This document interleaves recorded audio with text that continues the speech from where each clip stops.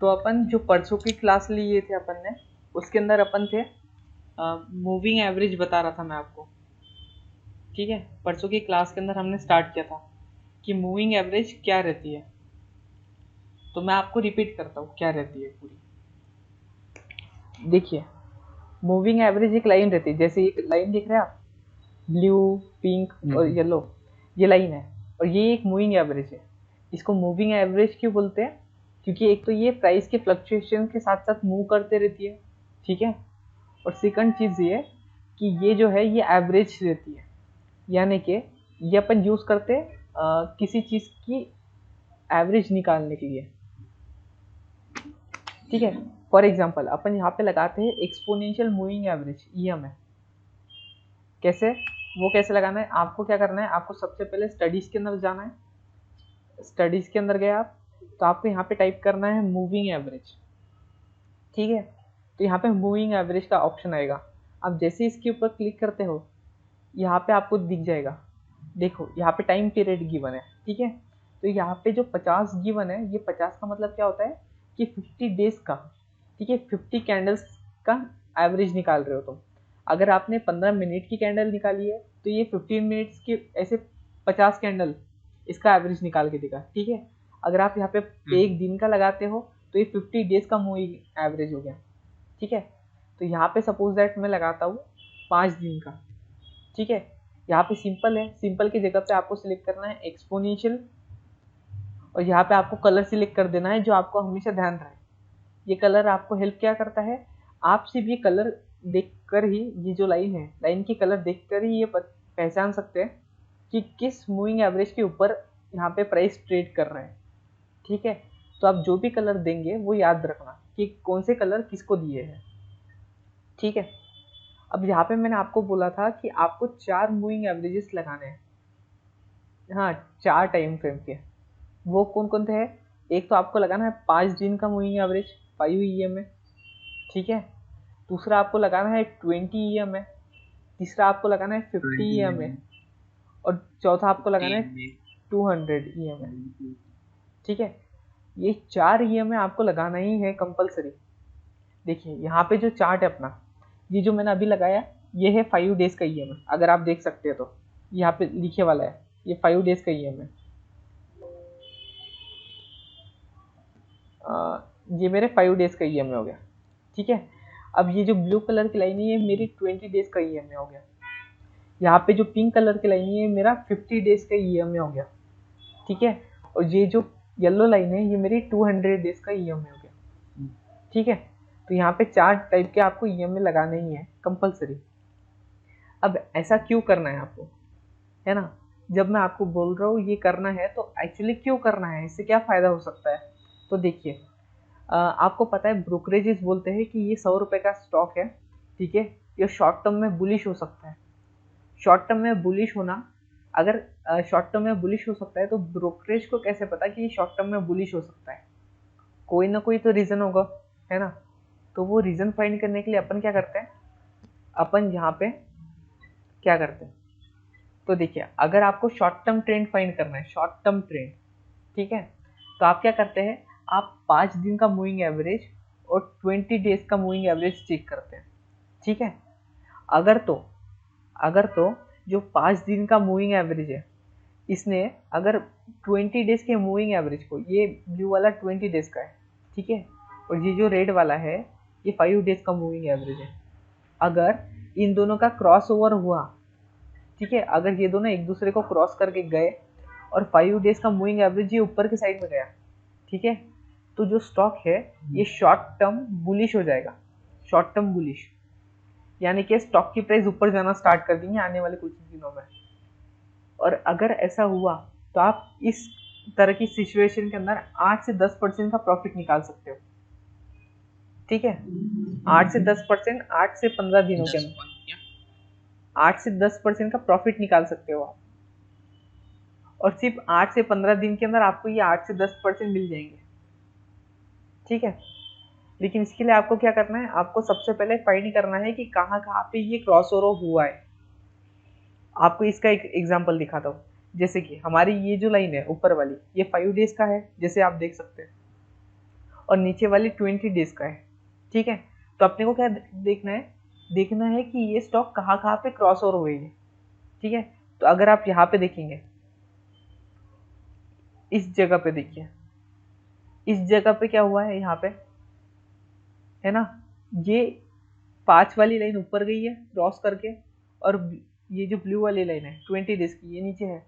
मतलब ये जो लाइन है ये 20 डेज की है, और ये जो ऊपर वाली लाइन है ये 5 डेज की है, जैसे कि हमने अभी बोला था। ठीक है, तो ऑफिशियली यहाँ पे शॉर्ट टर्म बुलिश ट्रेंड आना चाहिए और स्टॉक का प्राइस ऊपर जाना चाहिए, है ना, 8 से 10%। अब हम देखते हैं कि 8 से 10% ये ऊपर गया कि नहीं गया। देखिए, अगर मैं लेके जाऊँ यहाँ पे, तो यहाँ पे क्रॉस ओवर हुआ था, तब इसका प्राइस था 856 रुपये। ठीक है, मैं एग्जैक्ट आपको कितना परसेंट का मूवमेंट आया है वो भी बताता हूँ। देखिए, यहाँ पे जब क्रॉस ओवर हुआ था, कितने लाइन जी? क्या 4 लाइन है क्या? नहीं नहीं, 4 लाइन नहीं, ये 2 कलर की लाइन, एक तो ये ऊपर वाली लाइन, एक तो ये वाली लाइन। ये 5 दिन का मूविंग एवरेज है और नीचे वाला 20 डेज का मूविंग एवरेज है। इन दोनों का यहाँ पे क्रॉस ओवर हुआ, देखिए यहाँ पे एक लाइन ऊपर गई है, एक लाइन नीचे आई है। ठीक है, तो यहाँ पे क्या है, 8 से 10% का आपको प्रॉफिट होना चाहिए था। ठीक है, अपने थ्योरी के हिसाब से। अब देखते हैं हुआ कि नहीं है। देखिए, यहाँ पे प्राइस क्या था, यहाँ पे प्राइस था 855 रुपये। ठीक है, और इसने कुछ ही दिन के अंदर हाई कितने का टच किया, इसने हाई टच किया 864 रुपये का। तो इसने, अगर आप देखेंगे यहाँ पे टोटल प्रॉफिट 9%। यहाँ पे देखिए, यहाँ पे 15 मिनट्स की कैंडल है आपकी, है ना, तो यहाँ पे 8 से 10% एक दिन में तो नहीं मूव कर सकता स्टॉक, है ना। तो अगर आपको 8 से 10% चाहिए तो आपको यहाँ पे, आप देख सकते हैं फिर भी यहाँ पे स्टॉक का प्राइस ऊपर गया है, 1 से 2% ऊपर गया है। ठीक है, लेकिन अगर आप 1 डे का कैंडल स्टिक लगाए तो आपको अच्छे से दिखेगा। देखिए, 1 डे का कैंडल स्टिक लगाया, अब देखिए यहाँ पे इस सिचुएशन के अंदर देखिए,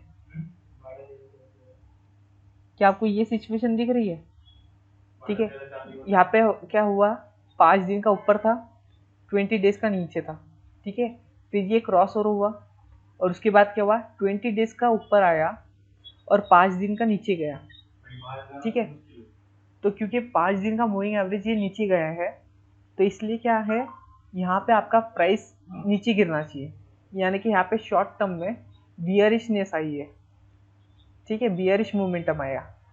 ठीक है, और जैसे कि मैं बोला 8 से 10% का मूवमेंट आना चाहिए नीचे की तरफ, तो देखते अपन आया कि नहीं आया। देखिए, अगर मैं यहाँ पे क्लिक करूँ, ठीक है, और देखो कि इसका लो कितने का बना था, तो देखिए ये जो स्टॉक है इसने 33 दिनों में 14% का माइनस मूवमेंट दिया था। ठीक है, यानी कि आपको दिख रहा है यहाँ पे क्लियर कट, ये जो है अपना हेल्प कर रहा है। इसने बोला short term bullish bearish trend आएगा, तो शॉर्ट टर्म बियरिश ट्रेंड आया और स्टॉक का प्राइस नीचे गिरने लग गया। ठीक है, अगर वही मैं इधर कहीं पे फाइंड करूँ, तो देखिए यहाँ पे क्या दिख रहा है आपको, 5 दिन का ऊपर जा रहा है और 20 डेज का नीचे आ रहा है। आपको सिंपली ना इन दोनों का क्रॉस ओवर देखना है कहाँ पे हुआ है। अब यहाँ पे अगर मैं नोट करूँ कि कितना प्रॉफिट आया कितना लॉस आया, तो आप तुरंत देख सकते हैं। अगर मैं तुरंत अगले 5 दिन की बात करूँ, तो यहाँ पे सिर्फ 7 दिन के अंदर 8% का प्रॉफिट हुआ। ठीक है, स्टॉक के अंदर। तो यहाँ पे अपने को दिखता है कि शॉर्ट टर्म बियरिश और बुलिश ट्रेंड कैसे आते हैं, अगर 5 दिन का और 20 डेज की क्रॉस ओवर होती है तो। क्या आपको ये बात समझ आई? थोड़ी सी आई। थोड़ी सी। ठीक है, तो इसके जैसे जैसे कि मैंने यहाँ पे कहा कि शॉर्ट टर्म क्या होता है, शॉर्ट टर्म बियरिश और बुलिश ऐसे 2 तरह के ट्रेंड रहते हैं ना। अब शॉर्ट टर्म के लिए आपको देखना है 5 दिन का मूविंग एवरेज और 20 डेज का मूविंग एवरेज। ठीक है, लेकिन अगर मैं बोलूँ कि भाई मेरे को 8 से 10% का मूवमेंट नहीं लेना है, मेरे को इससे थोड़ा बड़ा मूवमेंट चाहिए। ठीक है, तो उसके लिए हम जाते हैं दूसरी वाली इसकी तरफ, वो है मीडियम टर्म बुलिश और मीडियम टर्म बियरिशनेस।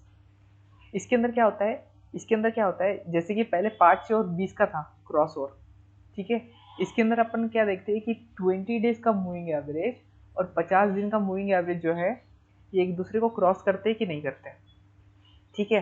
अगर तो 20 दिन का मूविंग एवरेज क्रॉस किया और 50 दिन का नीचे गया, ये 50 दिन का है, ठीक है, और ऊपर वाला 20 डेज का है, तो यहाँ पे मीडियम टर्म बुलिश ट्रेंड आएगा, यानी कि स्टॉक यहाँ पे ऊपर जा सकता है। और यहाँ पे आपको प्रॉफिट कितना हो सकता है, तो यहाँ पे आपको प्रॉफिट 15 से 20% का हो सकता है, ठीक है, 1 से 3 महीने के बीच में।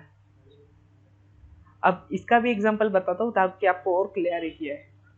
देखिए आप, अगर मैं यहाँ पे आया, ठीक है, तो अपन देखते हैं, जैसे कि आप हाँ, यहाँ पे देख रहे हैं आप, यहाँ पे बहुत सारी कलरफुल लाइन्स है, ठीक है, बहुत सारी कलरफुल लाइन्स है। और अगर आप इस वाले पॉइंट को नोट कर रहे होंगे तो यहाँ पे क्रॉस ओवर हुआ है, ठीक है। ये जो ब्लू कलर की लाइन है ये हमारे 20 डेज की लाइन है, ठीक है, और ये जो पिंक कलर की लाइन है ऊपर ये 50 डेज की लाइन है, ठीक है। तो अपन ने क्या बोला, अपन ने बोला कि 20 डेज और इन दोनों का आपको पॉइंट ऑफ इंटरसेक्शन देखना है, कहाँ से ये दोनों क्रॉस करती है। तो आप देखिए यहाँ से ये ऐसा गया और यहाँ से इस पे क्रॉस किया ऊपर, ठीक है, और दूसरी लाइन यहाँ से पिंक वाली है ऐसे पूरी, और ये क्रॉस करके नीचे की तरफ गई, ठीक है। तो यहाँ पे 20 दिन का ऊपर गया और 50 दिन का नीचे आया, ठीक है। तो इसका मतलब क्या है, यहाँ पे स्टॉक का प्राइस बढ़ना चाहिए। ये क्या बोल रहा है कि अगले 1 से 3 महीने के अंदर अंदर स्टॉक का प्राइस 10 से 20% बढ़ना चाहिए, ठीक है, यही बात ये बोल रहा है, ठीक है। अब देखते हैं अपन कितना बढ़ा। इसके जस्ट ऊपर अगर मैं यहाँ पे रखूंगा पॉइंट, ठीक है, तो देखते कहाँ तक बढ़ा स्टॉक का प्राइस। ये देखिए स्टॉक का प्राइस 28 दिन के अंदर 18% बढ़ा, ठीक है, 28 दिनों के अंदर स्टॉक का प्राइस बढ़ा है 18%, यानी कि शॉर्ट प्रॉफिट मिल रहा है आपको, है ना। आप समझ आया आपको। सेम आपको क्या करना है, यहाँ पे एक ऐसा पॉइंट ढूंढना है जहाँ पे इन दोनों का क्रॉस ओवर हो, ठीक है। अब मैं ढूंढता हूँ सामने जाकर कहाँ पे मिलता है, तो देखिए, हाँ ये वाला पॉइंट देखिए। अब यहाँ पे क्या हो रहा है पूरा, ये यहाँ से ब्लू कलर की लाइन है नीचे गई और पिंक कलर की लाइन है ऊपर गई, ठीक है, ये दिख रहा है आपको, यहाँ पे क्रॉस ओवर हुआ है, ठीक है। अब यहाँ पे क्या हुआ, जो छोटा नंबर था हमारा 20 का, ये क्रॉस करके नीचे जाता है और 50 वाला ऊपर जाता है, तो यहाँ पे बियरिशनेस बता रहा है ये, यहाँ पे स्टॉक का प्राइस नीचे गिरना चाहिए, ठीक है। और कितने परसेंट नीचे गिरना चाहिए, 10 से 20% नीचे गिरना चाहिए, है ना, 1 या 3 महीने के अंदर। तो अपन देखते हैं कितना नीचे गिरा। अगर मैं यहाँ पे क्लिक करूँ तो यहाँ से देखते हैं कितना नीचे गिरा स्टॉक का प्राइस। तो अगर मैं यहाँ पे क्लिक करूँ तो देखिए 18 दिनों के अंदर स्टॉक का प्राइस 12% नीचे गिरा, ठीक है। तो आप इस तरीके से ट्रेडिंग कर सकते हैं। ये जो ब्रोकरेज रहते हैं ना, ये ब्रोकरेज भी इसी तरह से कैलकुलेशन करता है कि स्टॉक का प्राइस नीचे जाएगा या ऊपर जाएगा, ठीक है। क्या अब आपको थोड़ा थोड़ा समझ आ रहा है।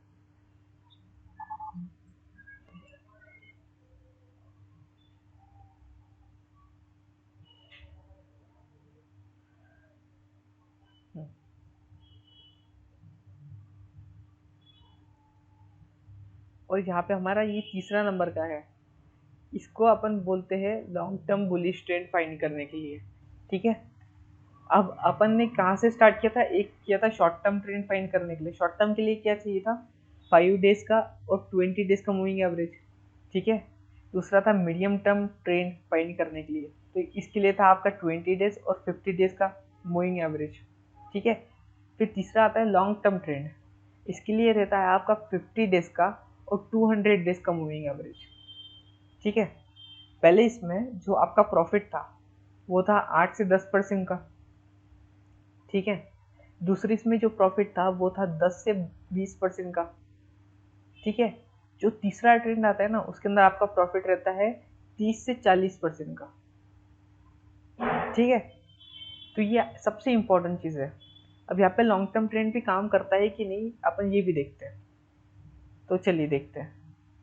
यहाँ पे ये जो येलो कलर की लाइन है, ये जो येलो कलर की लाइन है, ये लाइन मेरी 200 दिन की मूविंग एवरेज है, ठीक है। और ये जो पिंक कलर की है, ये है 50 डेज की मूविंग एवरेज, ठीक है।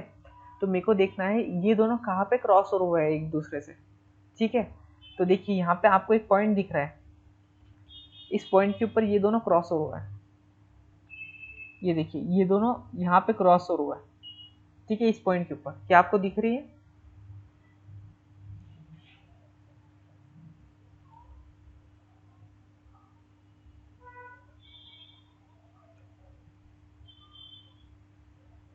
सर क्या आपको दिखा यहाँ पे क्रॉस ओवर जहाँ पे हो रहा है वो?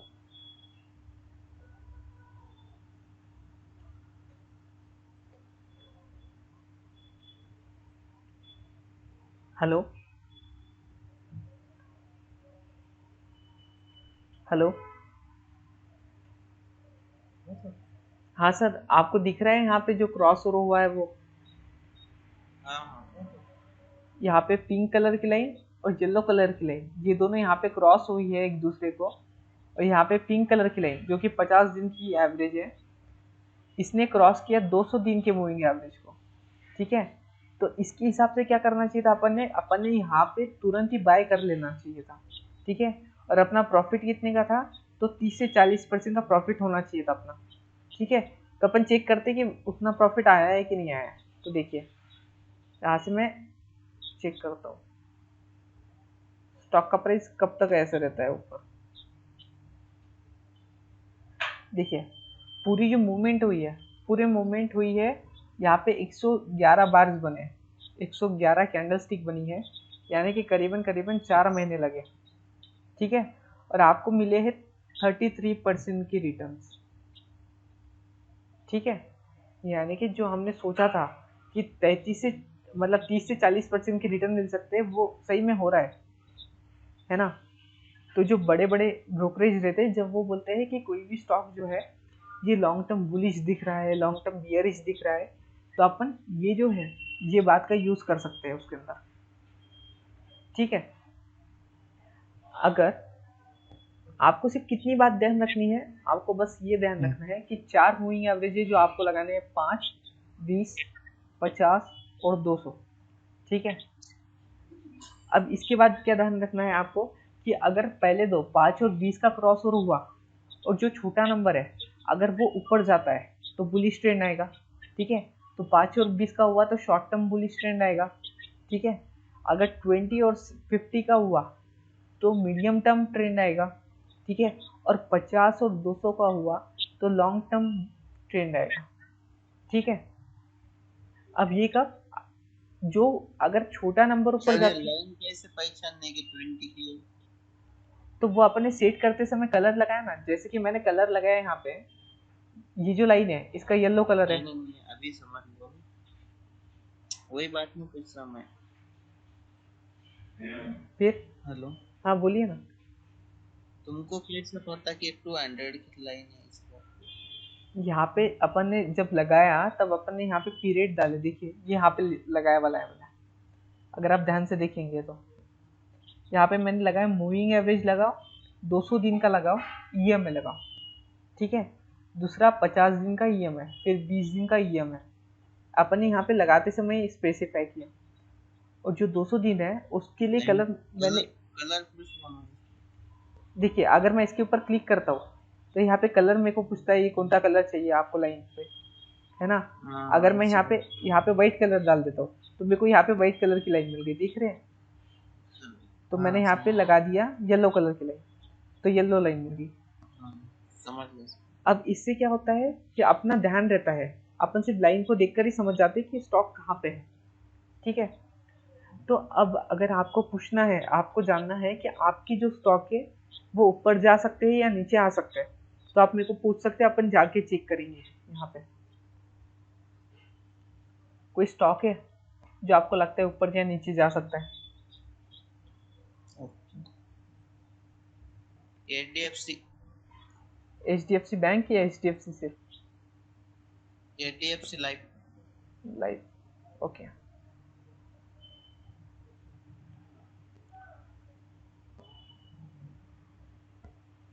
अब देखिए यहाँ पे आपको सिर्फ क्या देखना है कि क्रॉस और कहाँ कहाँ पे हुआ है, ठीक है, रिसेंटली। तो यहाँ पे एक दिन का कैंडल स्टिक लगाया, अगर आप यहाँ पे देख रहे होंगे तो यहाँ पे बहुत सारी लाइन एक दूसरे को क्रॉस करके गई है ना।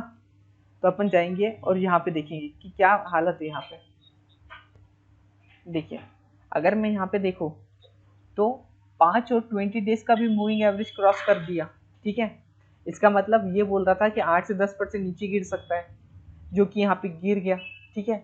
उसके बाद जो 20 और 50 दिन का था, इसका भी क्रॉस ओवर हो गया, ठीक है। 20 वाला नीचे आया, इसका मतलब ये बोल रहा था कि मीडियम टर्म यानी कि 10 से 20% नीचे गिर सकता है, ठीक है। वो भी नीचे गिर गया। अब तीसरा जो क्रॉस ओवर हुआ है वो है लॉन्ग टर्म ट्रेंड का। देखिए यहाँ पे 50 दिन का नीचे आया और 200 दिन का ऊपर गया, ठीक है। तो इसके हिसाब से ना यहाँ पे लॉन्ग टर्म यानी कि इस स्टॉक को इस पर्टिकुलर पॉइंट से, कौन थे, इस वाले पॉइंट से, ठीक है, इस वाले पॉइंट से नीचे गिरना चाहिए। अब ये वाला पॉइंट है ये, ठीक है। यानी कि आप ऐसा समझो 500 रुपये का जो स्टॉक था, हाँ, HDFC लाइफ का, अगर आप इसका पॉइंट समझो तो अगले आपको 1 साल के अंदर HDFC बैंक यहाँ से कम 20 से 25% नीचे जाते हुए दिखेगा, ठीक है, अगले 1 साल के अंदर, ठीक है। तो अभी कितने का है स्टॉक का प्राइस, अभी ये यहाँ पे सपोज जहाँ पे ये बना इस टाइम पे इसका प्राइस था 480 के आसपास, ठीक है। यहाँ से अगर आप 20 से 25% कैलकुलेट करें तो ये नंबर आता है 400 के आसपास, ठीक है। तो कुछ नहीं तो ये स्टॉक 400 रुपये तक जा सकता है, ऐसा अपने को कैलकुलेशन से पता चल रहा है। इसके बाद और कुछ,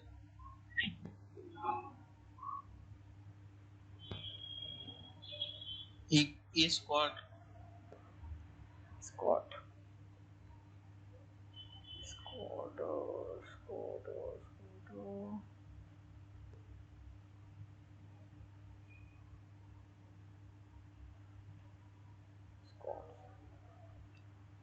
देखिए अब यहाँ पे क्या करना है, देखिए आपको दिख रहा है कि यहाँ पे 200 दिन की मूविंग एवरेज है, ठीक है, और 50 दिन के ऊपर है, यानी कि इन दोनों का क्रॉस ओवर नहीं हुआ है, ठीक है।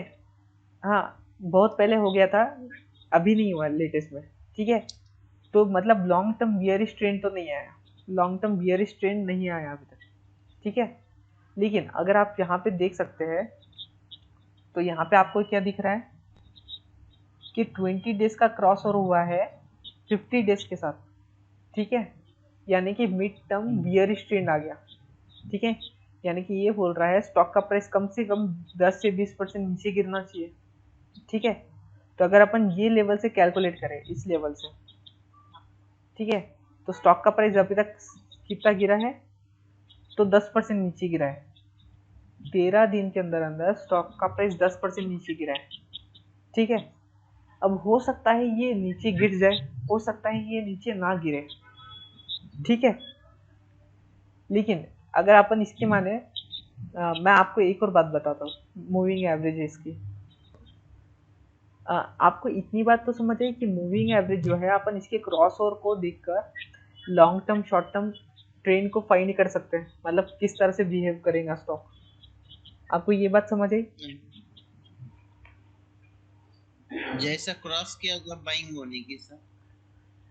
देखिए अगर छोटा वाला नंबर जो है, अगर छोटा वाला नंबर क्रॉस करके ऊपर की तरफ जा रहा है, ठीक है, सपोज छोटा वाला नंबर 5 है, 5 छोटा है ना, तो अगर छोटा वाला नंबर क्रॉस करके ऊपर जा रहा है तो बुलिश मोमेंटम आएगा, यानी कि स्टॉक की प्राइस ऊपर जाएगी, ठीक है। लेकिन अगर छोटा वाला नंबर नीचे जा रहा है, ठीक है, छोटा वाला नंबर नीचे जा रहा है और बड़ा वाला नंबर ऊपर जा रहा है, तो मतलब बियरिशनेस यानी कि स्टॉक नीचे गिरेगा, ठीक है।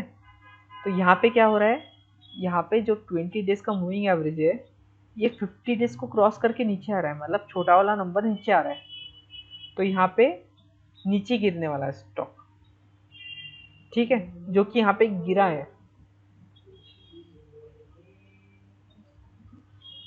ठीक है। अब यहाँ पे मूविंग एवरेज का एक और बहुत बड़ा यूज रहता है, ठीक है। आपको मैंने 2 दिन पहले बताया था कि सपोर्ट एंड रेजिस्टेंस कैसे रहता है, ठीक है। एक रहता है एक रहता है रेंज बाउंड, ठीक है। एक रहता है ऐसा ट्रेंडिंग मार्केट के अंदर आप ऐसे ऐसे निकालते हैं, ठीक है।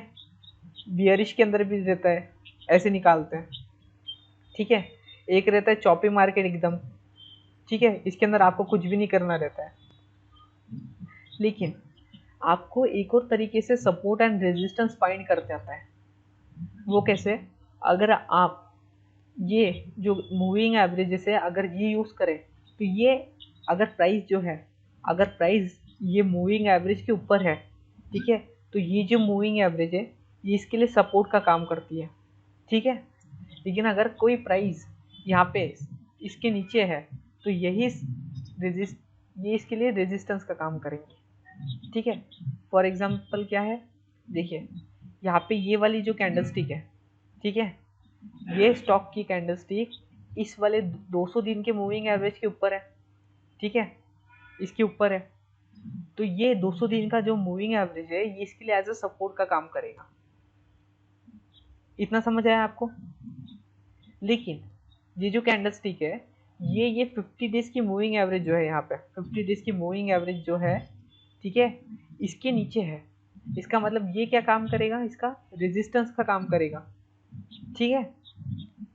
तो इस वाले स्टॉक के अंदर कभी भी तेजी नहीं आ सकती जब तक ये स्टॉक आइदर इसके ऊपर जाए आइदर इसके नीचे गिरे, ठीक है। तब तक ये स्टॉक ऐसे घूमते रहेगा, ऐसे ऐसे, ठीक है।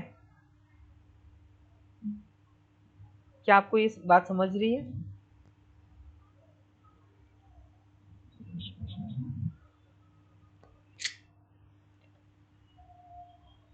यहाँ पे जो स्टॉक की कैंडल स्टिक है ये 200 दिन के मूविंग एवरेज के ऊपर है, ठीक है।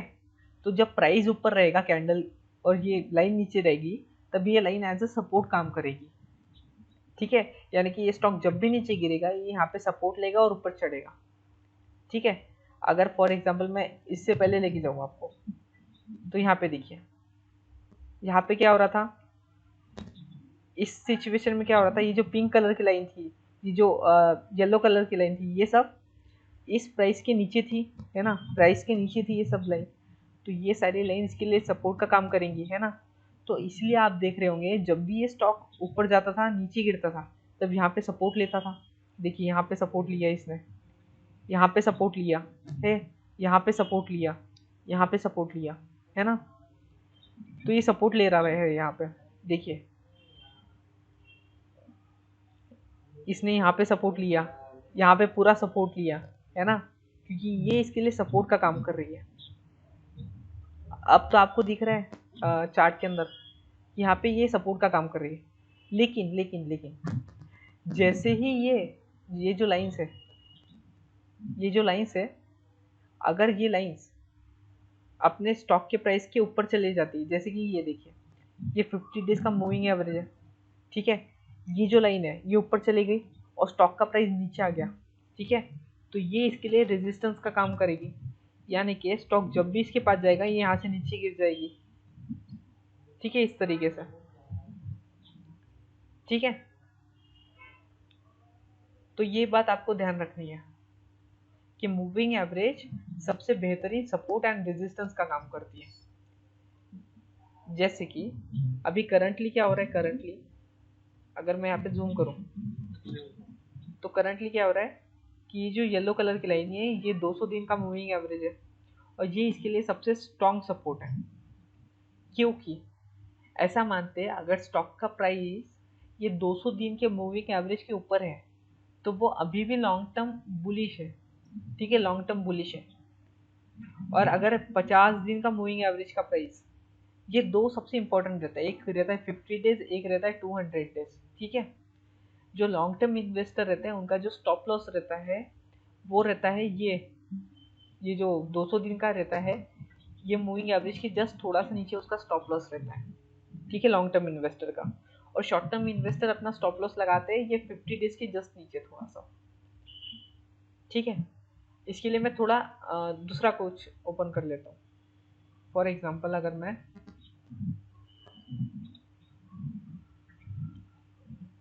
निफ्टी का फ्यूचर ओपन करो फरवरी का, या फिर निफ्टी से अच्छा मैं अडानी ओपन करता हूँ। देखिए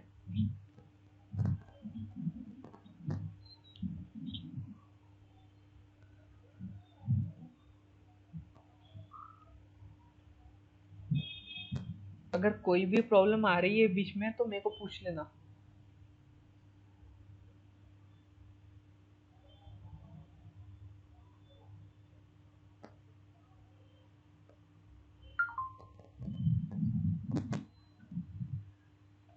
हाँ देखिए यहाँ पे मैंने लगाया है अडानी इंटरप्राइजेस का स्टॉक, ठीक है।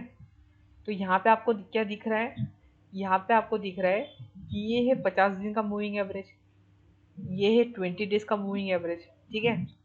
इन दोनों का क्रॉस ओवर हुआ है यहाँ पे, यानी कि शॉर्ट ये मिड टर्म बियरिश था, ठीक है। यानी कि स्टॉक को यहाँ से 10 से 20% नीचे गिरना चाहिए था, ठीक है। जो कि अगर आप देखेंगे तो यहाँ से स्टॉक 10-20% नीचे गिर चुका है ना। ये जो स्टॉक है, ये स्टॉक के लिए रेजिस्टेंस कौन सा हो गया, तो ये जो 200 दिन की मूविंग एवरेज है ये इसके लिए रेजिस्टेंस हो गया, ठीक है। ये जो पिंक वाली लाइन है, ठीक है, 50 डेज वाली, ये भी इसके लिए एक रेजिस्टेंस हो गया है ना। तो ये सभी इसके लिए क्या हो गया, रेजिस्टेंस हो गए। यानी कि स्टॉक ये जब भी इसके पास जाएगा ये यहाँ से रिजेक्ट हो जाएगा नीचे, राइट। तो आपको ये जो स्टॉक्स रहते हैं ये लाइंस ये हेल्प करती है ट्रेडिंग करते समय।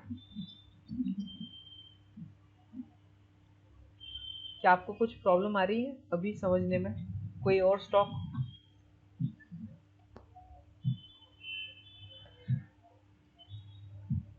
दूसरा कोई स्टॉक के ऊपर बताऊं तो आप स्टॉक का नाम बताइए, मैं बताता हूँ।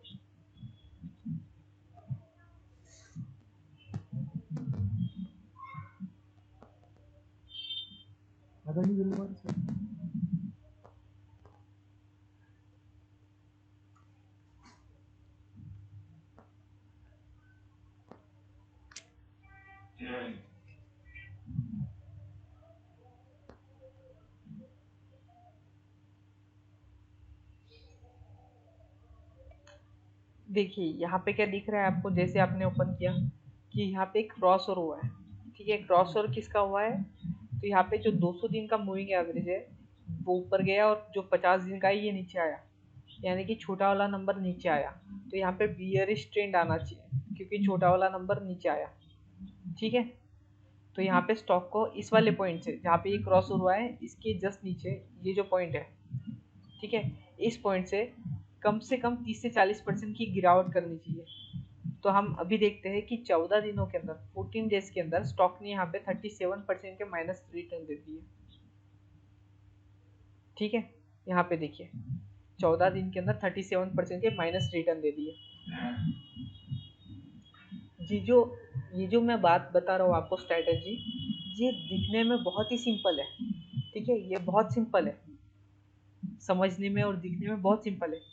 लेकिन अगर आप इसको यूज करते हो, ठीक है, खासकर स्विंग ट्रेड करते समय तो आपको एक चीज का फायदा होगा कि आपको प्रॉफिट बहुत बड़े होंगे, ठीक है। जैसे कि आप देख सकते हैं सिर्फ 14 दिनों में 37% का माइनस।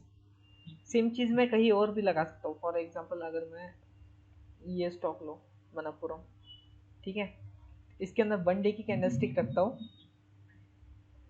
और अपन चेक करते कि यहाँ पे लाइंस एक दूसरे को क्रॉस किस तरह से हो रही है, लॉन्ग टर्म बुलिश है या बियरिश है।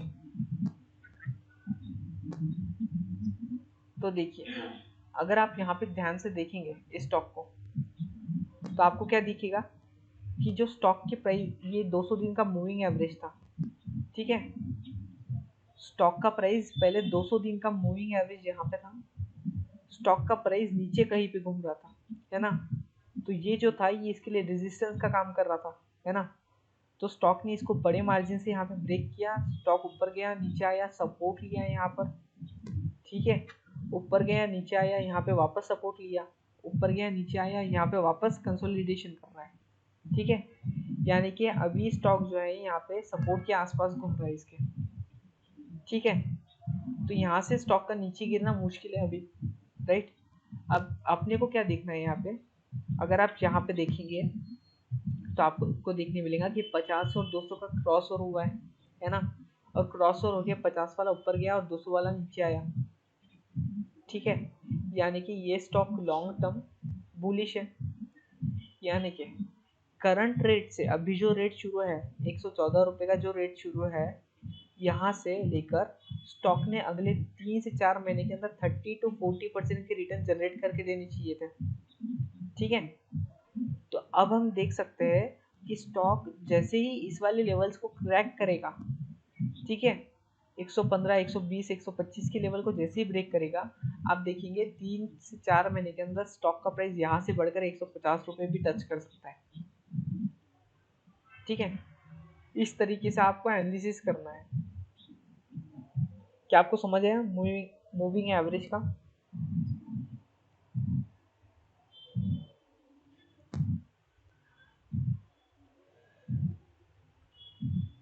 सर समझ आया आपको? मैं आगे बढ़ूं? ओके। इसके बाद अपना हम इंडिकेटर का यूज करना सीखेंगे, ठीक है। बहुत ही बेसिक इंडिकेटर है स्टार्टिंग के अंदर, जो हर ट्रेडर को पता होती ही है और होने भी चाहिए। जैसे कि सबसे पहला नाम लूंगा मैं यहाँ पे RSI इंडिकेटर का, ठीक है। जो RSI इंडिकेटर है, इसका लॉन्ग फॉर्म होता है रिलेटिव स्ट्रेंथ इंडेक्स। सबसे पहले आपको इसको लगाना कैसे है, तो उसके लिए क्या करना है, आपको चार्ट ओपन कर लेना है, यहाँ पे स्टडीज के अंदर आना है। जैसे आप स्टडीज के अंदर आएंगे, आपको यहाँ पे RSI ये टाइप करना है, RSI, और इसको सिलेक्ट कर लेना है, ठीक है। तो आप नीचे के साइड में देखेंगे आपको एक इंडिकेटर मिल जाएगा, यहाँ पे देख रहे हैं, तो ये है यहाँ पे RSI इंडिकेटर, राइट। अब ये इंडिकेटर बताता क्या है और इसको यूज किस तरह से करना चाहिए, ठीक है। तो RSI यानी कि रिलेटिव स्ट्रेंथ इंडेक्स, ठीक है, इसका मतलब क्या है, ये आपको बताता है कि स्टॉक के प्राइस के अंदर स्ट्रेंथ है या नहीं है, ठीक है। ये दो चीज़ों के ऊपर काम करता है। इसको जब बनाया गया था तब ये दो चीज़ों के ऊपर काम करता है। अगर आप ये दोनों समझ गए तो आप बहुत ज़्यादा पैसा कमा सकते हैं, ठीक है। मैं आपको बताता हूँ थोड़ी देर में। तो आपको इसको यूज़ कैसे करना है, देखिए इसके अंदर क्या रहेगा, इसके अंदर 0 से लेकर तो 100 तक की स्केलिंग रहेगी, ठीक है, 0 से 100 तक। और यहाँ पे क्या रहेगा, अगर सपोज दैट स्टॉक का प्राइस ऐसा मानते हैं 20 और 80, ठीक है, ये दो लेवल्स है।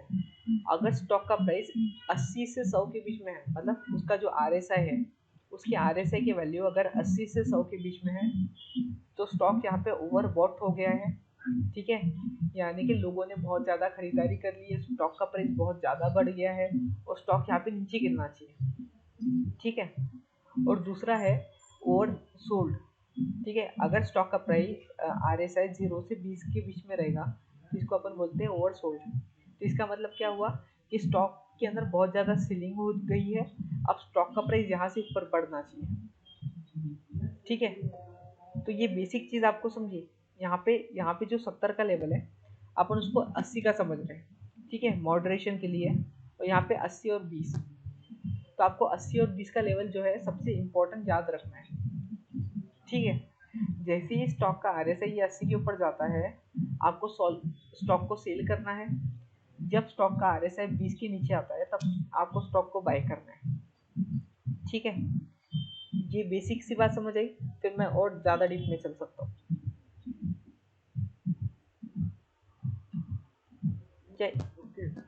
ओके, अब अपन थोड़ा सा और डाइव करते इस वाले इंडिकेटर के अंदर। तो देखिए यहाँ पे क्या है, अगर आप यहाँ पे ध्यान से देख रहे होंगे, तो यहाँ पे ये 80 का लेवल है, ठीक है, येलो में करते तो यहाँ पे ये 80 का लेवल है, यहाँ पे 20 का है, ये 0 है, ये 100 है, ठीक है।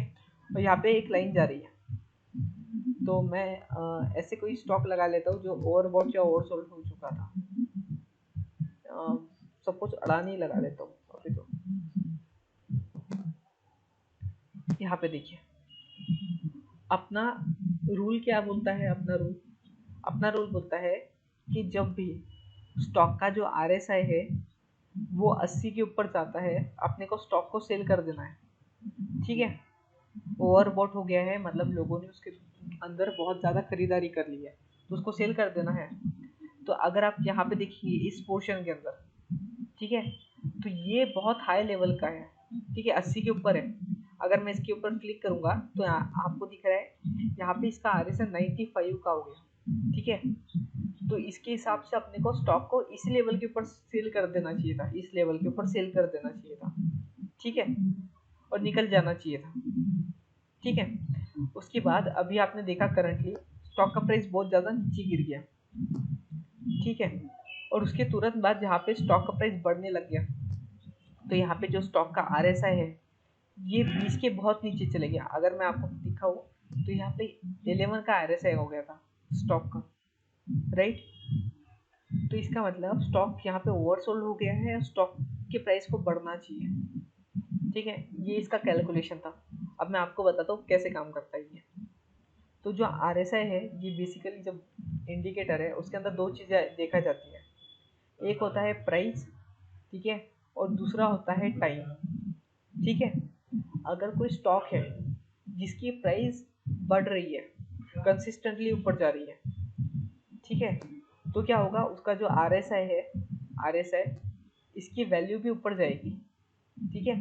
अगर किसी स्टॉक की प्राइस हर रोज बढ़ रही है तो उसका जो RSI है ये भी ऊपर जाता है कंसिस्टेंटली, ठीक है। और सेकंड चीज़ क्या है, यहाँ पे तो डेली ऊपर जा रहा था, ठीक है। सेकंड चीज़ ये आती है, अगर सपोज दैट स्टॉक का प्राइस ना 100 दिन से 100 रुपये के आसपास ही था, ठीक है, फिर एक ही दिन के अंदर स्टॉक के प्राइस ने यहाँ पे 50% का सर्किट मार दिया ऊपर, ठीक है, 50 मतलब 150 का हो गया एक ही दिन के अंदर। तो क्या होगा, उसका जो RSI यहाँ पे 40 का होगा, वो RSI सीधा सीधा 90 का हो जाएगा, ठीक है। तो ये कैसे, तो देखिए मैंने क्या कहा कि ये प्राइस और टाइम के ऊपर ये करता है, ठीक है। तो अगर जितने कम टाइम के अंदर जितनी ज़्यादा प्राइस बढ़ेगी उतना ज़्यादा जोर से RSI ऊपर जाएगा, ठीक है। अगर प्राइस बढ़ तो रही है लेकिन वो टाइम बहुत ज़्यादा ले रही है तो RSI धीरे धीरे ऊपर जाएगा, ठीक है। लेकिन जितना सडनली प्राइस एकदम ऊपर जाती है उतना सडनली RSI भी ऊपर जाता है। इसका मतलब क्या हुआ, देखिए यहाँ पे इस सिचुएशन में आप समझ सकते हैं, इस लेवल पे या यहाँ पे क्या हो रहा था, यहाँ पे प्राइस था 3500 रुपये के आसपास था प्राइस, ठीक है। सडनली यहाँ पे 20% के नीचे गिरे, तो आपको दिख रहा है जो यहाँ पे RSI था इसका, ठीक है, RSI यहाँ पे 40 का था, जिनके कुछ ही दिनों के अंदर RSI 40 से सीधा सीधा 11 का हो गया, ठीक है। क्यों, क्योंकि यहाँ पे प्राइस के बहुत कम टाइम के अंदर बहुत ज़्यादा प्राइस नीचे गिर गया था, ठीक है, इसलिए ये ओवरसोल्ड हो गया, राइट। लेकिन अगर यही चीज़ अगर स्लोली स्टेडी नहीं होती तो फिर ऐसा नहीं होता।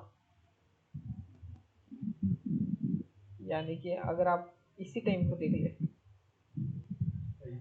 इस टाइम को देखना, इस टाइम को देखना, यहाँ पे RSI की वैल्यू तो नीचे गिर गई, RSI की वैल्यू तो नीचे गिर रही है, ठीक है, लेकिन उसकी जो प्राइस है ये बहुत धीरे धीरे नीचे गिर रही है।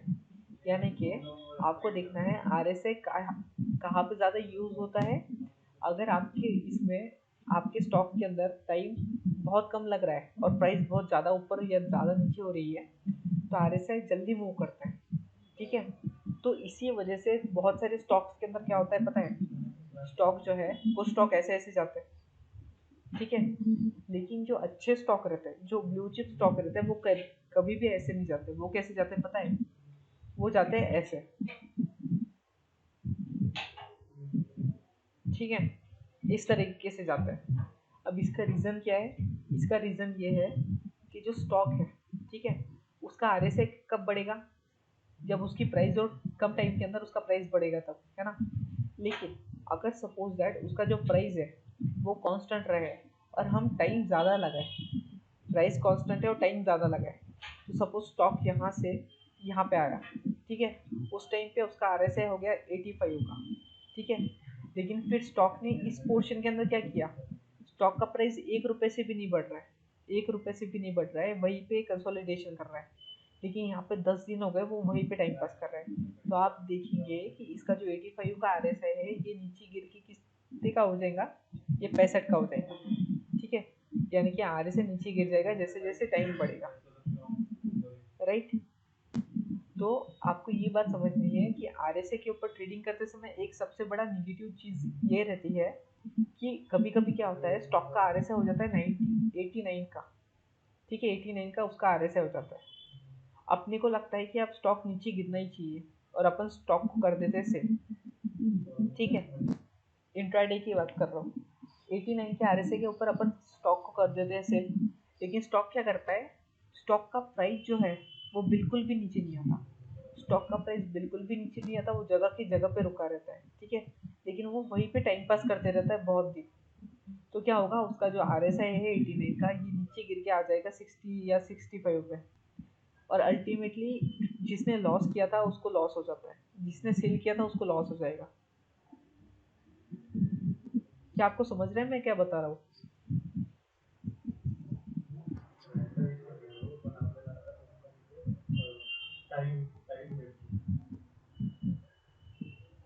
सर क्या समझ रहे हैं आपको? मुझे सुना ही नहीं दिया सर।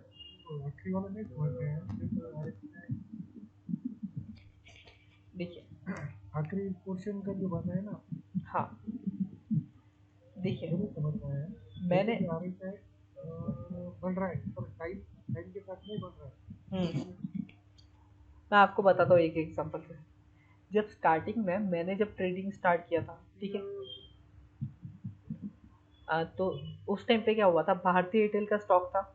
ठीक है, भारतीय एयरटेल का स्टॉक उस टाइम पे ट्रेड कर रहा था 525-550 रुपए के आसपास। ठीक है, अब उसके बाद एक न्यूज़ आती है कि भारतीय एयरटेल और अमेजोन की एक डील हो गई है ना। तो उस दिन स्टॉक ऊपर जा रहा था। ठीक है, तो स्टार्टिंग में क्या हुआ, दिन के स्टार्टिंग में स्टॉक बहुत ऊपर चले गया और यहाँ पे स्टॉक 10% ऊपर चले गया था। ठीक है, तो मेरे को और मेरे दोस्त को लगा कि भाई 10% ऊपर जाने के बाद इसका जो RSI है ये हो गया 88 का। ठीक है, और स्टॉक का प्राइस हो गया 550 रुपये का। ठीक है, तो हमने क्या किया, यहाँ पे 88 का RSI देख के हमको लगा यार ये तो ओवरबॉट जोन में है और 10% ऊपर है ना। तो हमको लगा ये स्टॉक नीचे गिर जाएगा। तो हमने क्या किया, यहाँ पे सेलिंग कर दी स्टॉक के अंदर। ठीक है, इंट्राडे की बात कर रहा हूँ। लेकिन क्या हुआ, उसके कुछ ही टाइम बाद वो स्टॉक जो है ये 550 से 590 रुपये चले गया सेम डे। ठीक है, 590 रुपये चले गया और यहाँ पे 18-19% कुछ आ रहा था पॉजिटिव। ठीक है, अब इतना ऊपर चले गया तो मेरे को और मेरे दोस्त को लगा भाई ये नीचे क्यों नहीं गिरता है। लेकिन उस टाइम पे अगर हम उसका RSI नोट करते तो उसका RSI हो जाता 87। ठीक है, तो इस टाइम पे हमने क्या नोट किया कि यहाँ पे प्राइस तो ऊपर जा रहा है, 10% एक ही दिन के अंदर एक स्टॉक मूव करना बहुत एक्स्ट्रा ऑर्डिनरी बात रहती है ना। लेकिन जो RSI है ये तो साला एक एक पॉइंट से नीचे गिर गया, जबकि इसको तो यहाँ पे होना चाहिए था 99 का, है ना। ये तो 99 का होना चाहिए था, फिर भी ये 87 ही कैसे रहा। तो फिर जब हमने नोट किया बातों को, हमने चार्ट को देखा ध्यान से, तो चार्ट के ऊपर क्या कर रहा था पता है, ये स्टॉक अचानक से ऊपर बढ़ रहा था 2%। ठीक है, यानी कि 560 का हो गया, यहाँ से 550 से 560 का हो गया। अब इसका RSI हो गया यहाँ पे 93 का। ठीक है, तो यहाँ पे ये आधी घंटा टाइम पास कर रहा था। ठीक है, इसका RSI 93 से नीचे गिर के 70 हो जाता था, फिर ये वापस ऊपर जाता था, यहाँ पे ये 575 का हो गया, ये वापस यहाँ पे टाइम पास करता था। ठीक है, वापस ऊपर जाता था, 590 का हो गया और ये वापस टाइम पास कर रहा था, राइट। तो इसका मतलब क्या है कि अगर कोई स्टॉक ऐसा है जो सडनली बढ़ता है, ठीक है, तो वो उसके पास दो तरीके रहते हैं अपने RSI के वैल्यू को ओवरबॉट जोन से नीचे निकालने के लिए। वो क्या रहते हैं, एक तो वो उसी प्राइस के ऊपर टाइम पास करेगा, ठीक है, नहीं तो नीचे गिर जाएगा। दो ही तरीके रहते हैं। अगर तो स्टॉक अच्छा है तो अच्छे स्टॉक जनरली टाइम पास करते हैं। ठीक है, लेकिन अगर स्टॉक वोलेटाइल है बहुत ज़्यादा तो वो नीचे गिरेगा। ये बात आपको ध्यान रखनी है। ठीक है, और यही इसकी सबसे बड़ी जो बोलते हैं निगेटिव पॉइंट है। ये क्या पॉइंट है कि अगर स्टॉक का प्राइस RSI 91 का भी हो गया तो भी अपन श्योर शॉट नहीं बोल सकते कि जो प्राइस 500 रुपये का स्टॉक का प्राइस है ये 550 रुपये नहीं जा सकता, ऐसा अपन नहीं बोल सकते। क्योंकि हो सकता है 500 का 550 हो जाए और फिर भी इसका RSI 91 का ही रहे, ठीक है, ऐसा बिल्कुल पॉसिबल है। तो स्टार्टिंग के अंदर जितने भी ट्रेडर्स आते हैं नए नए, वो सिर्फ और सिर्फ RSI इंडिकेटर का यूज़ करते हैं और इसकी यूज़ करके ट्रेडिंग करते हैं और वो इसी वजह से यहाँ पे लॉस कर देते हैं, ठीक है, इसी एक सिंगल रीज़न की वजह से। क्योंकि जैसे ही उनको दिखता है कि स्टॉक का प्राइस 88 का 89 का RSI होगा स्टॉक के अंदर, वो यहाँ पे सेल करने निकल जाते हैं, ठीक है, वो मोमेंटम नहीं देखते बिल्कुल भी, और ये यही उनका लॉस करवाती है ना।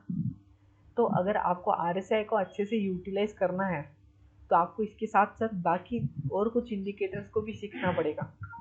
वो अपन एक एक करके सीखेंगे। लेकिन क्या आपको RSI अभी क्लियर हुआ?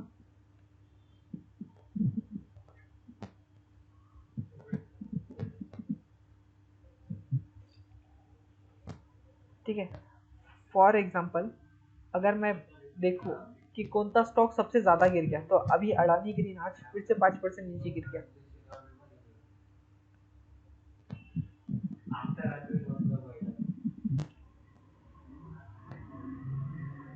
ठीक है,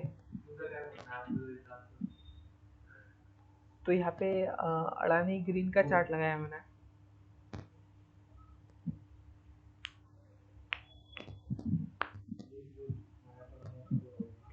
देखिए यहाँ पे क्या हो रहा है, अडानी ग्रीन के अंदर क्या हो रहा है, अगर आप इसका आरे से ध्यान से देखेंगे, अगर मैं इसको थोड़ा बड़ा करूँ, ठीक है, तो आप देखेंगे इस वाले शेडेड रीजन के अंदर इसका जो RSI है ये 20 के भी नीचे आ गया और ये सिर्फ और सिर्फ 13 का हो गया, ठीक है।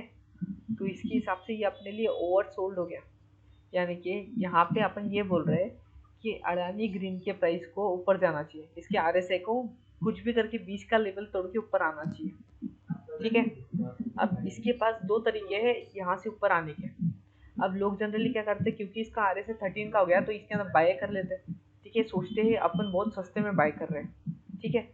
लेकिन हो सकता है कि जो अडानी ग्रीन है वो अभी 723 का है, ठीक है, कल ये 735 का हो जाए, ठीक है, फिर परसों वापस 720 का हो जाए, फिर वापस 725 का हो जाए, ठीक है, मतलब 3 दिन के अंदर ये टाइम पास करे, है ना, और इसका प्राइस बिल्कुल नहीं बढ़ा। लेकिन इसका जो RSI है ये ऊपर आ जाएगा, यहाँ पे 32 का हो जाएगा, ठीक है। तो ये पॉसिबिलिटी है। तो कभी भी सिर्फ और सिर्फ RSI इंडिकेटर को देख के बाइंग या सेलिंग नहीं करनी चाहिए, ठीक है। लेकिन अगर आप RSI इंडिकेटर को बाकी कुछ इंडिकेटर्स के साथ मिक्स कर लेते हो तो आपको बहुत ज़्यादा प्रॉफिट हो सकता है। अपन वो देखते हैं एक एक करके कैसे। लेकिन क्या आपको RSI अच्छे से समझ में आ गया अभी जो कुछ मैंने बताया?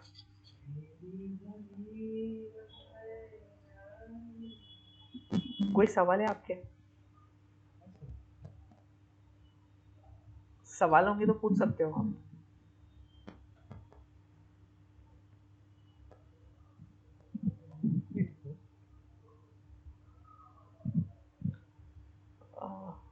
RSI के साथ और एक इंडिकेटर चाहिए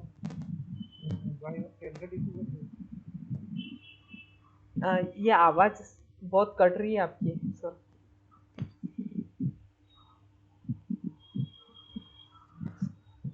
कुछ प्रॉब्लम नहीं है। हाँ हाँ हाँ, अच्छा। तो देखिए अब मैं क्या करता हूँ, मैं शिफ्ट कर रहा हूँ। यहाँ पे अपन ने एक इंडिकेटर समझा, ठीक है, आज अपन इसके आगे के इंडिकेटर कल समझेंगे। अब मैं आपको कैंडलस्टिक पैटर्न समझाऊंगा, किस तरह की कैंडलस्टिक रहती है, ठीक है। तो सबसे पहले जो कैंडलस्टिक मैं आपको बताने वाला हूँ वो है मारुबुजू कैंडल, ठीक है, मारुबुजू कैंडल। अब मारुबुजू कैंडल क्या रहती है, अगर आप यहाँ पे चार्ट में देख सकते हैं इसके, ठीक है। तो मारुबुजू कैंडल के अंदर खास बात क्या रहती है, ये जो रहता है ना ये ग्रीन वाला, इसको अपन बोलते हैं बॉडी, ठीक है। और आपने देखा होगा कुछ कैंडलस्टिक के ऊपर ऐसे विक्स भी रहते हैं, विक्स या शैडो बोलते हैं उसको, ठीक है। तो जो मारुबुजू कैंडल है इसके अंदर ये विक्स बिल्कुल नहीं रहती है, विक्स बिल्कुल नहीं रहती है, इसके अंदर प्योरली बॉडी रहती है। ये दो तरीके की हो सकती है, एक तो रहती है यहाँ पे बुलिश मारुबुजो, ठीक है, ये हो गया बुलिश मारुबुजो, और दूसरी मारुबुजो रहती है यहाँ पे रेड कलर की, ठीक है, इसको बोलते हैं अपन बियरिश मारुबुजो, ठीक है। अब ये जितने भी कैंडलस्टिक आप सीखेंगे अभी, ठीक है, कैंडलस्टिक पैटर्न्स, ज़रूरी बिल्कुल नहीं है कि आपको सबके नाम याद रहे। आपको बस ये याद रहना चाहिए कि वो कैंडलस्टिक क्या रिप्रेजेंट करती है, वो क्या बताना चाह रही है, कि स्टॉक का प्राइस यहाँ से ऊपर जा सकता है या नीचे गिर सकता है, ठीक है, वो क्या बता रही है ये आपको ध्यान में रहना चाहिए। फॉर एग्जाम्पल अगर मैं बुलिश मारुबुजो की बात करूँ, ठीक है, अगर अपन इस कैंडलस्टिक के फॉर्मेशन को एक्सप्लेन करें तो क्या एक्सप्लेन कर सकता हूँ, देखिए, स्टॉक जो है वो दिन में ओपन हुआ था इस वाले प्राइस के ऊपर, ठीक है, और जब से ओपन हुआ है तब से स्टॉक के अंदर सिर्फ बाइंग हो रही है, और स्टॉक का प्राइस धीरे धीरे करके बढ़ते जा रहा है, बढ़ते जा रहा है, बढ़ते जा रहा है ना। और पूरे दिन बाइंग होने के बाद स्टॉक का प्राइस जो लेवल पे क्लोज होता है ना, वो इसका हाई था, यानी कि जहाँ पे आज स्टॉक ओपन हुआ उसी जगह पे उसने हाई बनाया, लो बनाया, ठीक है, और जहाँ पे आज स्टॉक का प्राइस क्लोज हुआ वहीं पे आज उसने हाई बनाया, ठीक है। तो इसके अंदर बन गया है मारुबुजो कैंडल। अब इससे क्या पता चलता है कि भाई आज पूरे दिन इस वाले स्टॉक के अंदर पर्टिकुलरली बहुत सारे लोगों ने खरीदारी की है, और ज़्यादातर लोग सिर्फ इंटरेस्टेड थे बाइंग करने के अंदर, ठीक है, सेलिंग के अंदर बहुत कम लोग इंटरेस्टेड थे, ठीक है। तो इसका मतलब हो सकता है फ्यूचर के अंदर स्टॉक का प्राइस ऊपर जा सके, ठीक है। अब दो तरीके रहते हैं। नंबर वन तो क्या है कि स्टॉक जो है यहाँ पे डाउन ट्रेंड में है, स्टॉक यहाँ पे डाउन ट्रेंड में है, सपोज डाउन ट्रेंड में था, ठीक है, और अचानक से क्या होता है इस वाले डाउन पॉइंट के ऊपर, डाउन ट्रेंड के अंदर यहाँ पे अचानक से बुलिश मारुबुजो बन जाती है यहाँ पे, ठीक है, बुलिश मारुबुजो बन जाती है। तो हो सकता है कि यहाँ पे आने वाले फ्यूचर के अंदर यहाँ पे प्राइस जो है यहाँ पे रिवर्सल लेके अप ट्रेंड में चल जाए। ऐसा क्यों? क्योंकि ऐसा बोलते हैं कि देखिए डाउन ट्रेंड में था स्टॉक, यानी कि सब जन यहाँ पे सेलिंग कर रहे थे, ठीक है, सबको यहाँ पे स्टॉक के अंदर सिर्फ सेलिंग कर रही थी, ठीक है।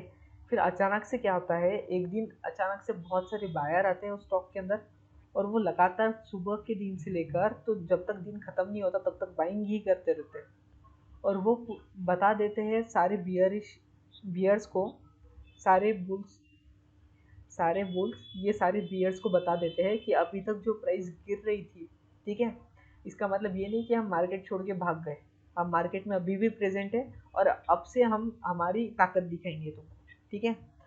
तो बुल्स यहाँ पे बता रहे हैं बियर्स को कि जो प्राइस तुम यहाँ पे गिरा रहे थे, अब ये प्राइस यहाँ से नीचे गिराना तुम्हारे बस की बात नहीं है, ठीक है, अब हम पूरी ताकत लगा देंगे और इस प्राइस को ऊपर लेके जाने की कोशिश करेंगे, ठीक है। ये रहता है उसका सिग्निफिकेंस। और जब भी बुलिश मारुबुजो डाउन ट्रेंड के एकदम बॉटम पॉइंट के ऊपर बनती है तब हो सकता है यहाँ से ट्रेंड रिवर्सल आए और स्टॉक यहाँ पे बढ़ने लग जाए, ठीक है। और इसके एग्जैक्ट अपोजिट देखिए, इसका एग्जांपल भी यहाँ पे है। यहाँ पे क्या हो रहा है, यहाँ पे बेसिकली डाउन ट्रेंड है, यहाँ पे नीचे गिर रहा है स्टॉक, ठीक है, और अचानक से ये वाली बुलिश मारुबुजो कैंडल बन गई और ये वाली भी बन गई, है ना। तो यहाँ पे डाउन ट्रेंड के अंदर अगर बुलिश मारुबुजो कैंडल बनती है डाउन के अंदर, तो वो बताती है कि यहाँ पे स्टॉक के अंदर बहुत ज़्यादा बुलिशनेस है और स्टॉक का प्राइस ऊपर जा सकता है, ठीक है। ये ट्रेंड रिवर्सल बताती है अपने को कि ट्रेंड यहाँ से रिवर्स हो सकता है, ठीक है।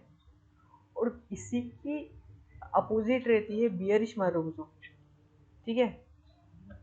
इस वाले कैंडलस्टिक में भी आप देख सकते हैं प्राइस नीचे गिर रही थी, बुलिश मारुबुजो बनी, प्राइस बढ़ने लग गई, ठीक है। जो सेकंड रहती है वो रहती है बियरिश मारुबुजो। इसके अंदर सिर्फ डिफरेंस क्या रहता है, जो स्टॉक है वो जहाँ पे ओपन होता है वही उसका दिन का हाई रहता है और वहाँ से दिन भर ये स्टॉक नीचे गिरते लग जाता है, ठीक है। और ये क्या बताता है कि भाई स्टॉक अगर सपोज अप ट्रेंड में था, ठीक है, ये अप ट्रेंड में था अभी तक स्टॉक, उसके बाद यहाँ पे एक बियरिश मारुबुजो कैंडलस्टिक बनती है, ठीक है। ये बोलती है बुल्स को कि अभी तक जो तुम प्राइस बढ़ा रहे थे अब हम आ गए, और अब से प्राइस बढ़ाना इतना आसान नहीं रहेगा क्योंकि हम प्राइस गिराने की कोशिश करेंगे, ठीक है। तो यहाँ पे ट्रेंड रिवर्सल हो सकता है फ्यूचर में, अगर डाउन अप ट्रेंड के अंदर ये कैंडलस्टिक बनती है तो। इसका एग्जांपल क्या है, इसका बेस्ट एग्जांपल देगा अडानी स्टॉक्स। ठीक है, अगर आप देखेंगे तो अगर मैं इसको जूम करूँ, ठीक है, तो देखिए ये वाली कैंडलस्टिक देखना, ठीक है, ये वाली और ये वाली, ये दोनों कैंडलस्टिक देखो, ये दोनों कौन सी कैंडलस्टिक है, ये दोनों है बियरिश मारुबुजू कैंडल। ऐसा क्यों? क्योंकि इन दोनों को विक्स नहीं है, ठीक है, इस तरह की विक्स नहीं है, इसको सिर्फ बॉडी है, और ये बॉडी रेड कलर की है। और ये क्या बता रहा है कि जब से मार्केट ओपन हुआ था तब से स्टॉक के अंदर सिर्फ सेलिंग ही स्टार्ट है ना।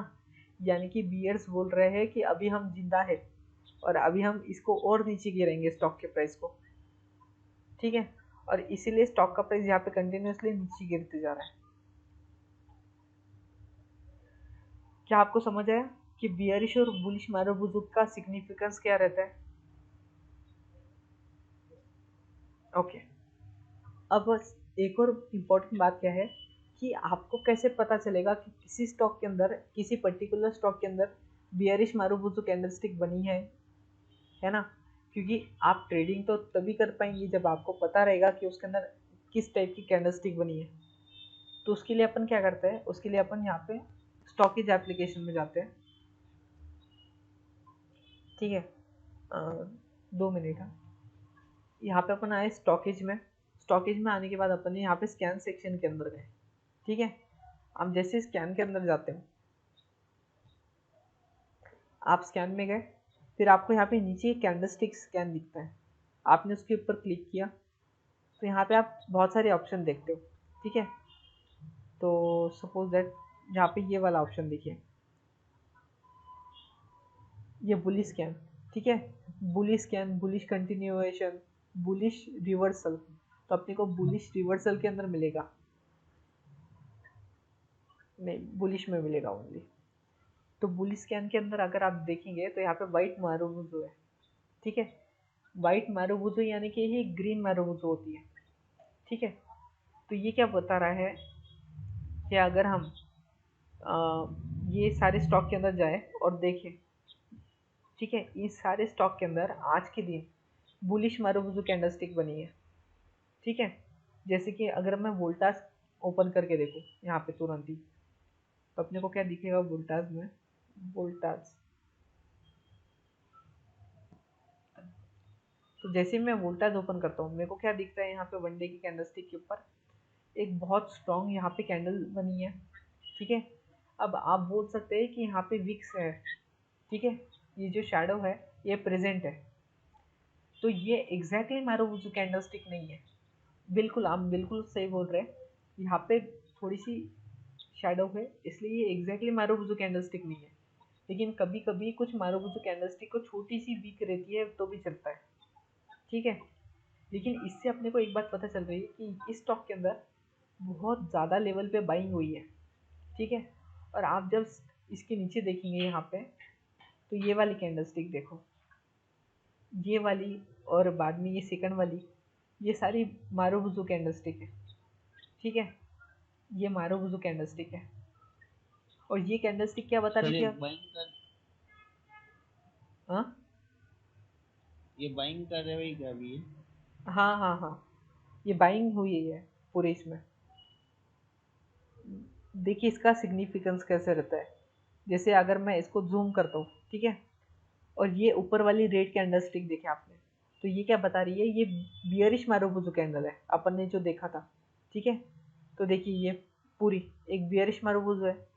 ये क्या बता रही थी, अप ट्रेंड के अंदर आई थी, तो ये क्या बता रही थी कि स्टॉक के प्राइस को नीचे गिरना चाहिए, तो स्टॉक का प्राइस नीचे गिरा। अब क्या हो गया, डाउन ट्रेंड हो गया। डाउन ट्रेंड के अंदर एक बुलिश कैंडलस्टिक बनी, है ना, यहाँ पे सेकंड बुलिश मारुबुजू कैंडलस्टिक बनी लगातार दो। तो इसने बोला कि भाई हम अभी जिंदा है, हम यहाँ पे स्टॉक को पलट देंगे। और यहाँ पे आप देखेंगे कि स्टॉक के अंदर बुलिशनेस आ गई, ठीक है, और अभी भी स्टॉक के अंदर बुलिशनेस कंटिन्यूअस है, ठीक है। इसके साथ ही साथ अगर आप देखेंगे तो स्टॉक का जो प्राइस है यहाँ पे एक क्रॉस ओवर हुआ है, यहाँ पे एक क्रॉस ओवर हुआ है, ठीक है। यहाँ पे 5 दिन की कैंडलस्टिक है ये मूविंग एवरेज है और ये 20 डेज का है, इन दोनों का क्रॉस ओवर हुआ है। तो इस पॉइंट के ऊपर क्या अपने को अंदेशा आ रहा था कि स्टॉक का प्राइस ये कम से कम 10% तो बढ़ सकता है अगले 15 दिन के अंदर। ठीक है, तो अगर मैं आपको इसका प्राइस बताऊँ तो इस पॉइंट के बाद ये प्राइस अभी तक 7.7% बढ़ गया 7 दिनों के अंदर। ठीक है, तो देखिए अपन जो भी सीखे थे अभी तक वो सब एक एक करके यहाँ पे सही हो रहा है। ठीक है, इसके बाद अपने को ये भी दिखता है कि भाई ये जो 20 डेज का मूविंग एवरेज है ये 50 डेज के मूविंग एवरेज के पास में आ रहा है। ठीक है, तो हो सकता है कि फ्यूचर में ये इस तरह से क्रॉस ओवर हो जाए, और जब ये दोनों क्रॉस ओवर हो जाए अपन उसके अंदर बाइंग पोजीशन भी क्रिएट कर सकते हैं, क्योंकि वो अपने को क्या बताएगा कि स्टॉक का प्राइस ये 20% तक ऊपर जा सकता है। ठीक है, तो आपको इस तरीके से स्टॉक ढूंढने हैं स्विंग ट्रेडिंग के अंदर। और यहीं पे अगर अपन पहले जो सीखे थे अगर वो उस सबको एक कर ले तो अपने को क्या दिख रहा है कि ये जो स्टॉक है ये अभी किस में है, ये अभी कौन से ट्रेंड में है आप बताइए, ये अप ट्रेंड में या डाउन ट्रेंड में?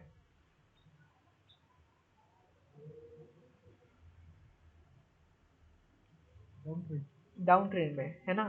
तो जब कोई भी स्टॉक ये डाउन ट्रेंड में रहता है तब अपन उसके अंदर ट्रेंड लाइन बनाते हैं, उसके अंदर सपोर्ट एंड रेजिस्टेंस फाइंड करने के लिए अपन उसके अंदर ट्रेंड लाइन बनाते हैं। कैसे बनाते हैं, तो देखिए यहाँ पे जो स्टॉक रहता है इसका हायर है पकड़ना, और सब जो ऊपर है ऊपर वाले को कनेक्ट करते हुए जस्ट एक कैंडल स्टिक बनानी है।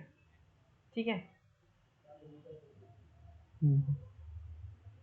अब मैंने इस तरह की कैंडल स्टिक क्यों बनाई है, देखिए मैं ड्रॉ करता हूँ।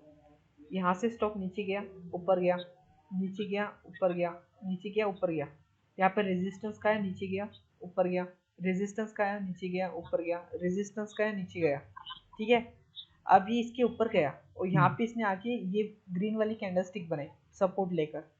ठीक है, इसका सीधा मतलब क्या होता है कि ये वाली ये जो ट्रेंड लाइन है यहाँ पे इसने सपोर्ट लिया। ठीक है, तो जो ट्रेंड लाइन पहले इसके लिए रेजिस्टेंस का काम कर रही थी अब वो सपोर्ट का काम कर रही है, राइट। सेम चीज़ हमने स्टार्टिंग में बोली थी कि ये जो मूविंग एवरेजेस रहते हैं, ठीक है, ये सारे मूविंग एवरेज अगर स्टॉक का प्राइस मूविंग एवरेज के नीचे है तो वो एवरेज जैसे कि ये है ये इसके लिए रेजिस्टेंस का काम करेगी इस वाले लेवल पे क्योंकि स्टॉक का प्राइस नीचे है। ठीक है, तो आप देखेंगे जब भी प्राइस ये इसके पास गया था तब नीचे गिरा नीचे गिरा। ठीक है, लेकिन जैसे ही इसने इसको ब्रेक किया अभी देखिए अभी क्या हुआ है, यहाँ पे ये जो मूविंग एवरेज थी, ठीक है, 50 दिन की, इसको इस वाले कैंडल स्टिक ने बड़े मार्जिन से ब्रेक किया। ठीक है, तो इसका मतलब आप देखेंगे वोल्टाज जो है जो 850 रुपए का है अभी, ये कुछ ही टाइम के अंदर 850 से 880 रुपए आराम से हो सकता है। ठीक है, 880 या 900 रुपए भी आराम से हो सकता है क्योंकि इसने अपना सबसे हार्ड रेजिस्टेंस ब्रेक कर दिया। तो अभी इसको ऊपर की तरफ कोई रेजिस्टेंस दिख नहीं रहा है। ठीक है, तो इसका सबसे पहला टारगेट क्या होने वाला है यहाँ पे इस पॉइंट से, आप ये बात नोट कर लेना मेरी, अभी 850 है। ठीक है, तो इसका जो सबसे पहला टारगेट रहने वाला है वो टारगेट होने वाला है इसका नेक्स्ट लेवल, यानी कि अगर आप यहाँ पे देखेंगे तो ये है 200 डेज का मूविंग एवरेज। ठीक है, इसका प्राइस है 915 रुपये। ठीक है, तो ये स्टॉक ट्राई करेगा कि ये 915 रुपये तक जाए कैसे भी करके, और यहीं पे मूवमेंट आएगा और इसी बीच यहाँ पे मिड टर्म बुलिश ट्रेंड आ जाएगा। ये जो दो लाइन मैं बता रहा हूँ ना आपको, ये दो, इन दोनों का क्रॉस ओवर होके यहाँ पे मिड टर्म बुलिश ट्रेंड आ जाएगा। तो इस तरीके से आप सब कुछ एक एक करके एनालिसिस करके अपना ट्रेडिंग पोजीशन बना सकते हो। तो अभी ट्रेडिंग करने के लिए सबसे बेहतरीन स्टॉक कौन सा मिलेगा, वो मिलेगा वोल्टास, क्योंकि उसके अंदर बहुत ज़्यादा बुलिश मोमेंटम आ चुका है। ठीक है, आप समझ गए किस तरीके से अपने को काम करना है।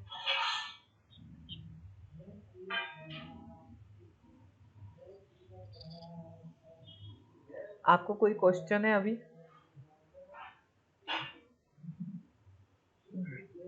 नहीं सर। ओके, तो अपन एक काम करते हैं, आज की जो मीटिंग है इसको यहीं तक रखते हैं। फिर अपन आगे का पोर्शन कल कंटिन्यू करेंगे, ठीक है। सर एक बार खाली रिवाइज करो क्या क्या हुआ। एक मिनट। ओके, देखिए स्टार्टिंग जो हमने की थी, स्टार्टिंग किया था हमने मूविंग एवरेज के बारे में, ठीक है। तो हमने सीखा कि 5, 20, 50 और 200 ये 4 टाइप की मूविंग एवरेज रहती है। आपको ये चारों लगानी है, ठीक है। 5 और 20 का अगर क्रॉस ओवर होता है तो शॉर्ट टर्म ट्रेंड आता है, ठीक है। 20 और 50 का अगर होता है तो मिड टर्म ट्रेंड आता है। अगर 50 और 200 का होता है तो लॉन्ग टर्म ट्रेंड आता है, ठीक है। शॉर्ट टर्म ट्रेंड के अंदर हमको टारगेट रहता है 8 से 10% का, मिड टर्म ट्रेंड में रहता है 10 से 20% का टारगेट, और जो लॉन्ग टर्म ट्रेंड रहता है उसमें रहता है 20 से 40% का टारगेट, ठीक है। इसके बाद हमको एक और बात याद रखनी है कि अगर क्रॉस ओवर होने के बाद अगर जो छोटी नंबर की लाइन है, ठीक है, वो अगर ऊपर जा रही है तो बुलिश ट्रेंड आने वाला है। अगर छोटी लाइन ऊपर जाएगी तो बुलिश ट्रेंड आएगा, ठीक है। लेकिन अगर छोटी लाइन नीचे जा रही है तो बियरिश ट्रेंड आएगा, ठीक है। इसके बाद हमने देखा कि जो स्टॉक है अगर उसके ऊपर उसकी मूविंग एवरेज है, ठीक है, तो यहाँ पे ये मूविंग एवरेज उसके लिए एज अ रेजिस्टेंस काम करेगी, रेजिस्टेंस, ठीक है। लेकिन अगर स्टॉक का प्राइस ये मूविंग एवरेज के नीचे है, मतलब स्टॉक का प्राइस ये ज़्यादा है और मूविंग एवरेज नीचे है, तो ये एज अ सपोर्ट का काम करेगी, ठीक है। तो स्टॉक जब भी नीचे गिरेगा ये यहाँ पे मूविंग एवरेज पे सपोर्ट लेके ऊपर जाएगा, ठीक है। इसके बाद हमने देखा कि भाई RSI नाम का एक इंडिकेटर रहता है और इस इंडिकेटर के अंदर 0 से लेकर तो 100 तक के नंबर रहते हैं, है ना। अपने को क्या ध्यान में रखना है, अपने को सर ध्यान एक मिनट रखना है। एक मिनट सर। हाँ पूछिए। सर वो जो मूविंग एवरेज की लाइन जो बताई सपोर्ट और रेजिस्टेंस हाँ वो हाँ 200 की देखना है क्या? 200 डे हाँ, एम। वहाँ पे अपने को 50 डेज और 200 डेज ये दो देखना है ज़्यादा। ओके। तो ये दोनों आपके लिए strong support and strong resistance की तरह काम करेगी, ठीक है। स्मॉल वाला सपोर्ट।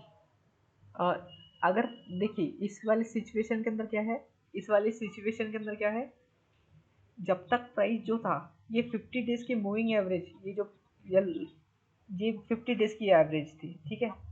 जब तक प्राइस नीचे था, ठीक है, तब तक ये 50 डेज की एवरेज इसके लिए सब रेजिस्टेंस थी, ठीक है। लेकिन अब क्या किया इसने, अभी इसके रेजिस्टेंस को ब्रेक कर दिया यहाँ पे बड़ी मार्जिन से।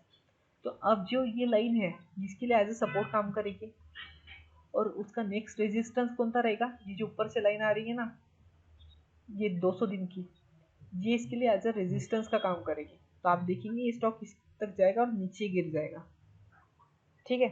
तो अगर इसको अभी बाय करते हो 850 रुपये पे, तो आपका टारगेट होना चाहिए 915 रुपये, और जैसे 915 या 910 रुपये आए आपने यहाँ से टारगेट सेल करके एग्जिट कर लेना चाहिए, क्योंकि ये इसका रेजिस्टेंस है, ठीक है। फिर अपन ने देखा कि भाई यहाँ पे RSI रहता है, आपको यहाँ पे 80 से 100 के बीच में अगर मिल रहा है तो ये ओवर बॉट जोन है, ठीक है। यहाँ पे आपको सेलिंग करनी है, ठीक है। और अगर 20 और 0 के नीचे है तो ये एक ओवरसोल्ड जोन है, यानी कि सब जन बेच रहे हैं और आपको यहाँ पे खरीदारी करनी है, आपको यहाँ पे बाइंग करनी है, ठीक है। लेकिन आपको कभी भी सिर्फ RSI अकेले इंडिकेटर को देख के बाइंग या सेलिंग नहीं करनी है। उसका रीज़न क्या है कि RSI जो है वो टाइम के हिसाब से फ्लक्चुएट करता है। हो सकता है अगर वहाँ पे टाइम पास हो तो जो 90 का RSI है वो गिर के 70 भी आ जाए, ठीक है, लेकिन प्राइस कांस्टेंट रहेगा, तो यहाँ पे लॉस हो सकता है आपका, ठीक है। और हो सकता है कि अगर आपने 100 रुपये पे बाइंग की हो और यहाँ पे 12 का RSI हो, तो यहाँ पे 100 से ये स्टॉक 70 भी चले जाए और RSI फिर भी 13 या 14 का ही हो, ठीक है, ये भी पॉसिबिलिटी है। तो आपको कभी भी सिर्फ RSI को अकेले को देख के नहीं करना है, अपन देखेंगे आगे उसके हिसाब से आपको मिक्स करके करना है सब कुछ। अब आपको समझ में आ गया सब?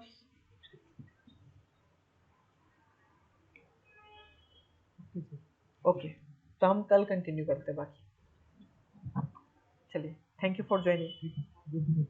Good night sir. Okay, thank you, thank you.